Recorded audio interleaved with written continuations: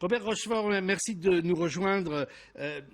J'allais dire, l'un des combats du MoDem a toujours été, celui de François Bayrou notamment, d'essayer de faire bouger les lignes, peut-être à sa mesure. La loi Macron, Manuel Valls ont essayé de le faire avec ce projet de loi.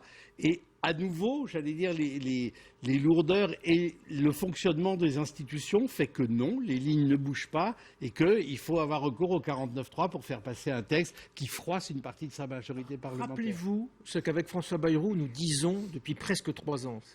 Nous disons que c'est l'histoire de François Hollande dont on parle aujourd'hui. Ce n'est pas l'histoire de Manuel Valls, c'est l'histoire de François Hollande. C'est-à-dire c'est l'histoire d'un président qui s'est fait élire sur des promesses qui ne sont pas exactement celles de la philosophie de la loi Macron. Je ne parle pas des articles précis de la loi Macron, mais de la philosophie de la loi Macron. Et en réalité, ce que l'on voit aujourd'hui, c'est qu'il y a une partie importante de la majorité socialiste qui veut être fidèle à ses promesses et une autre qui veut évoluer par rapport à ses promesses. Et moi, ce que je considère, c'est que la majorité aujourd'hui est extrêmement fragile et qu'en tout cas, il y a un accroissement de l'écart entre ces deux camps.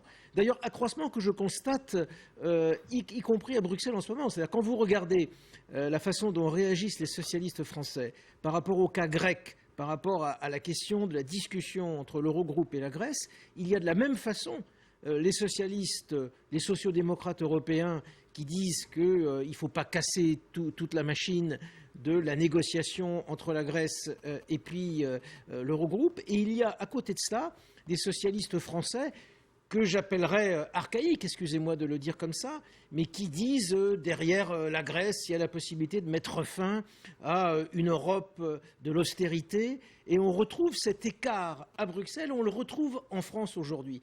Et en tout cas, ce qui est vrai, c'est qu'en faisant appel au 49.3, ce que François Hollande ne veut pas faire, c'est montrer qu'il pourrait avoir une loi qu'il considère comme importante, qui est plus importante symboliquement qu'elle ne l'est économiquement, qui soit votée autrement que par des socialistes. Donc finalement, François Hollande est coincé dans cette espèce de situation dans laquelle il est arrivé au pouvoir il y a 3 ans, et il essaye de se démener à travers tout cela, et on ne peut pas dire effectivement à cet égard que ce soit une victoire, loin s'en faut. Et je ne suis pas tout à fait d'accord avec le professeur Duhamel qui a dit tout à l'heure que c'était un signe de force. Non, François Hollande utilise à la fois un joker. Non, quand il a gagné la force. présidentielle, on lui a donné un jeu de cartes. Ce jeu de cartes, il utilise les cartes les unes après les autres. Il a utilisé là un joker. Mais rappelez-vous, lorsque Dominique de Villepin a dû faire passer le CPE par le 49.3, c'était pas bon signe pour la suite et c'était pas l'expression d'une force de son gouvernement à l'époque. Luc Carvounas, ce que vient de dire Robert Rochefort est intéressant parce que la version officielle, c'est, et vous l'avez vous-même redit, incertitude à quelques voix près, ce texte est trop important pour l'économie française pour prendre ce risque. Il y a l'autre interprétation de Robert Rochefort. Il était important aussi de ne pas montrer que ce texte pouvait peut-être in extremis passer grâce à l'apport de voix centristes qui auraient compensé la défection de voix de gauche. Moi, j'ai cru comprendre qu'à part Jean-Christophe Fromentin, que je connais bien pour travailler avec lui sur l'Expo universelle 2025, j'ai pas vu beaucoup de centristes se bousculer au portillon. Mais j'ai surtout entendu sur votre antenne en à peu près une demi-heure à la fois l'extrême gauche et l'extrême droite finalement appeler au même débauchage vis-à-vis de mes collègues députés socialistes. Ils sont dans leur délire commun, mais ça leur fait un point commun de plus. Et puis surtout, même si il y aura une discussion à avoir en bureau national vis-à-vis des collègues qui ont cette fois franchi une forme de Rubicon dans leur intention de voter contre plutôt que de s'abstenir. Ce débat, nous l'aurons. Vous allez exiger des sanctions. Débat, nous l'aurons autour de Jean-Christophe Cambadélis. Oui, mais un débat, c'est bien. Mais eh bien, nous verrons de quelle manière le Bureau national, de manière collégiale, aura ou pas à prendre des sanctions. Oui, il faut le dire. Et je vais rappeler. Ça, c'est important. Vous réclamez ou vous pensez qu'il faut qu'il y ait des sanctions? Moi, je pense qu'il faut contre les députés socialistes qu'il faut vraiment que les choses soient claires au Parti socialiste. Au moment où les Français attendent tant de nous par rapport à ce quinquennat qu'il nous faut réussir, pas pour simplement le Parti socialiste, mais pour les Français en général. Il faut que chacun prenne ses responsabilités.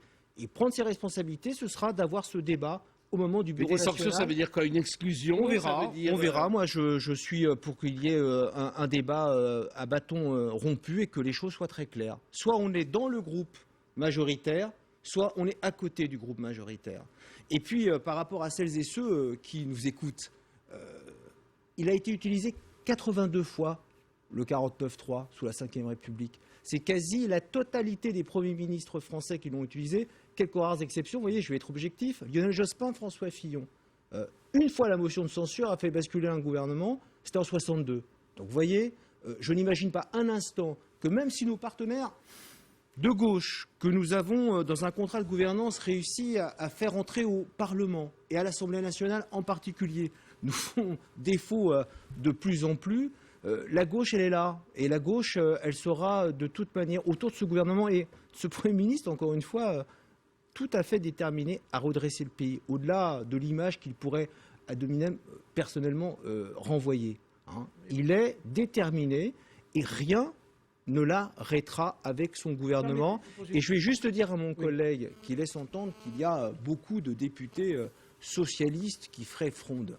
Pardon de connaître un peu mieux ma famille politique que vous.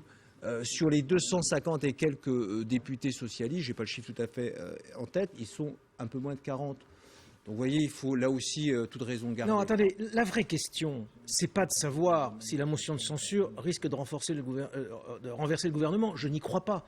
La vraie question, c'est de savoir, à l'issue de cette crise, quel est l'état de la majorité et quelle est sa capacité à faire des réformes. Parce que d'ailleurs, la loi Macron, moi je vous le dis franchement, si j'avais été député national, je n'aurais pas voté pour. Je me serais abstenu, tout simplement parce que le président de la République... Pardon ? Vous seriez abstenu. Oui, je me serais abstenu. Parce que le président de la République, dans sa dernière conférence de presse, nous a laissé entendre finalement que la loi Macron était la première et la dernière des lois de réforme économique.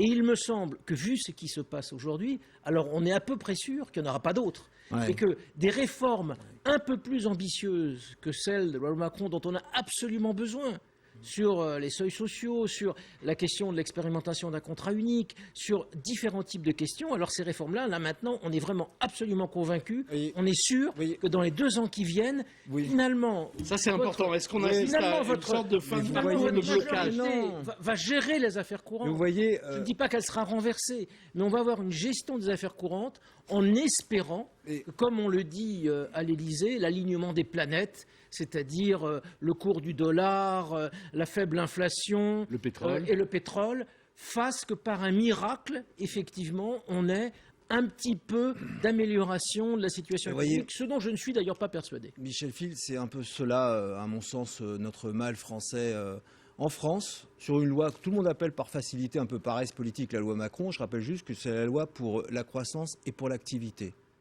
Et que même si on considère que c'est une loi attrape-tout, fourre-tout, une petite loi, je ne comprends pas que contrairement à des grandes démocraties en Europe et ailleurs, nous n'arrivions pas sur des sujets pour relancer l'économie, relancer l'emploi, là où nous avons des chiffres importants de chômage, chacun le reconnaît, là où quand on questionne, quelle que soit l'obédience politique, les uns et les autres, chacun se dit, sur les grands sujets nationaux, on doit pouvoir se retrouver.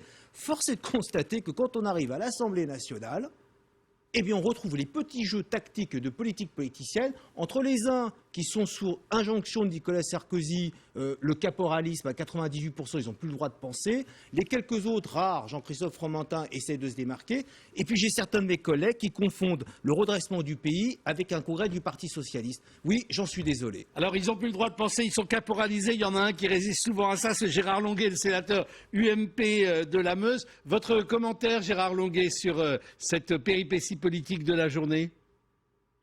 Je voudrais en avoir tous les éléments parce que moi j'étais bloqué dans un TGV entre la Lorraine et Paris et donc il m'échappe les éléments du vote exact du texte Macron. Donc usage du 49.3 par le gouvernement, dépôt de la motion de censure par votre parti l'UMP qui sera examiné jeudi soir, pardon. Bon. Honnêtement, je trouve que c'est pas une très très bonne idée parce que je pense en effet que le texte Macron, sans doute, n'est pas parfait. Il a le mérite de faire bouger les lignes dans un certain nombre de sujets. Je pense qu'il aurait été raisonnable dans le contexte économique de notre pays d'examiner ce qui était bon, ce qui était moins bon et ce qui n'était pas acceptable et d'en tirer les conséquences. Bon, c'est vrai qu'on met en difficulté le gouvernement, c'est une satisfaction.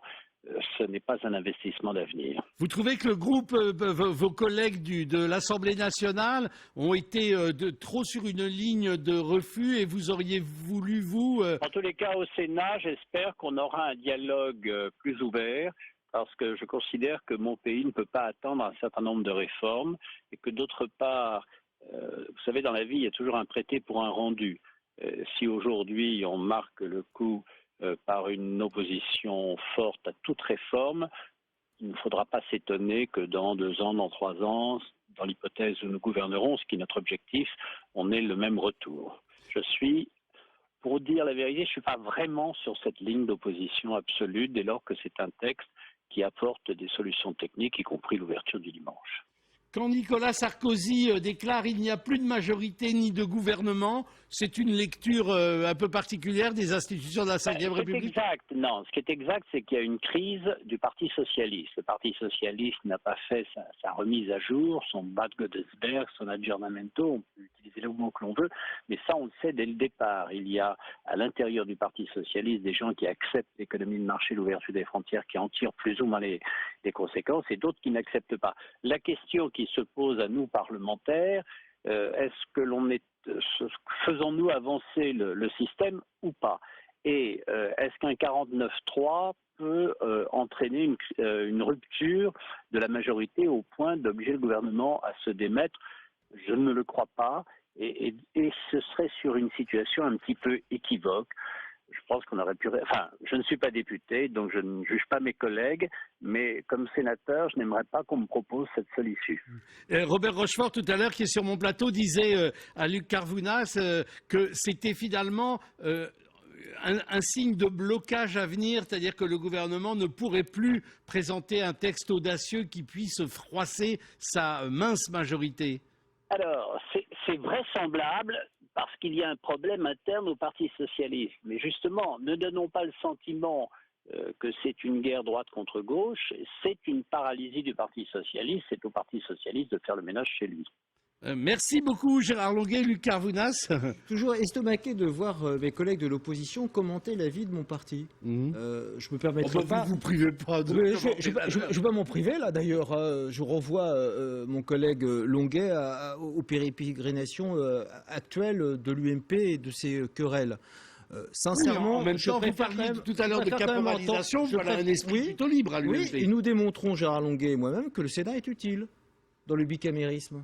Que fort des 200 heures de débat dans l'hémicycle à l'Assemblée, le texte qui sera soumis aujourd'hui avec le 49.3 est encore une fois un texte issu d'un long dialogue et un long compromis. Et donc nous aurons le débat dans quelques mois au Sénat. Et ce texte sera voté, c'est ce qui est le plus important. Le Premier ministre sera l'invité du journal de TF1 à 20h, mais tout de suite on rejoint Cyril Adrians qui nous fait un petit rapport d'étape sur cette folle journée politique.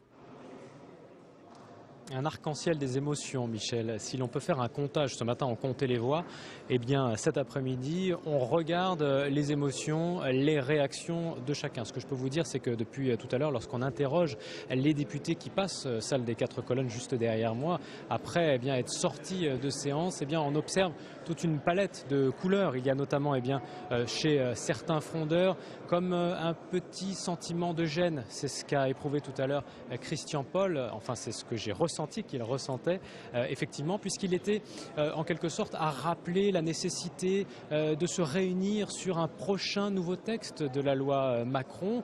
En réalité, de nouveaux textes, il n'y aura pas. Ce sera simplement ce texte de la loi Macron qui sera adopté sans vote. C'est la logique du 49.3. Il y a également l'amertume de certains. C'est notamment le cas de Claude Bartolone, qui était notre invité à 17h et qui a montré que le parlementaire qu'il était, le président de l'Assemblée nationale qu'il était quelque peu froissé par la méthode engagée par le gouvernement, sans non plus la désavouer, bien entendu, puisque c'est une prérogative du gouvernement, qui a d'ailleurs organisé un conseil des ministres exceptionnel à 14h30 à l'Élysée. Nous y étions, qui a duré un quart d'heure simplement pour valider le fait qu'il était possible pour Manuel Valls d'engager ce 49.3. La décision a été prise au téléphone juste avant cette séance entre Manuel Valls et le président de la République d'emprunter cette voie. Pourquoi ? Parce que selon lui, il y avait une majorité, mais trop courte à son sens. Et puis il y a bien entendu l'UDI et puis l'UMP qui aujourd'hui crient victoire d'une certaine façon, cette bonne guerre. Il récupère la fragilité du gouvernement affichée ouvertement entre des frondeurs qui hésitaient à voter contre, à s'abstenir. Et